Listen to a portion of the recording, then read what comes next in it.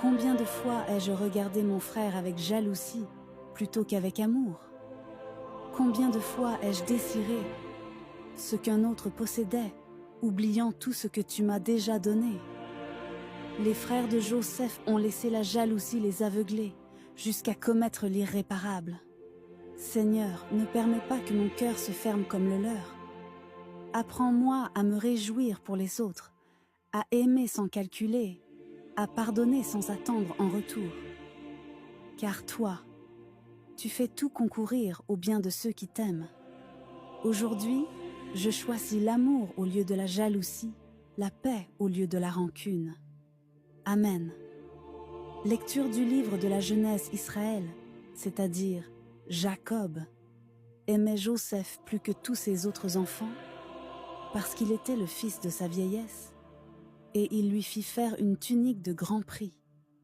En voyant qu'il leur préférait Joseph, ses autres fils se mirent à détester celui-ci, et ils ne pouvaient plus lui parler sans hostilité. Les frères de Joseph étaient allés à Sichem faire paître le troupeau de leur père. Israël dit à Joseph: « Tes frères ne gardent-ils pas le troupeau à Sichem? Va donc les trouver de ma part. » Joseph les trouva à Dothan. Ceux-ci l'aperçurent de loin, et, avant qu'il arrive près d'eux, ils complotèrent de le faire mourir. Ils se dirent l'un à l'autre: « Voici l'expert en songes qui arrive.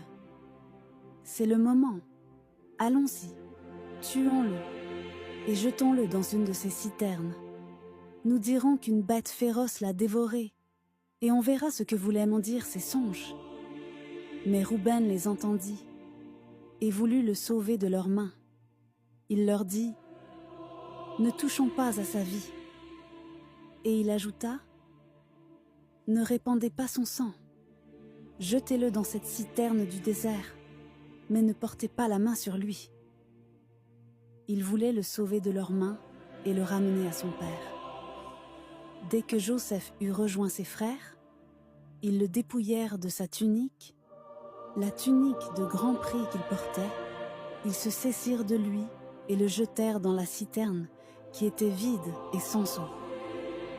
Ils s'assirent ensuite pour manger. En levant les cieux, ils virent une caravane d'Ismaélites qui venait de Galaad.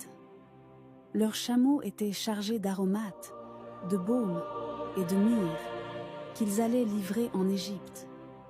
Alors Juda dit à ses frères: « Quel profit aurions-nous à tuer notre frère et à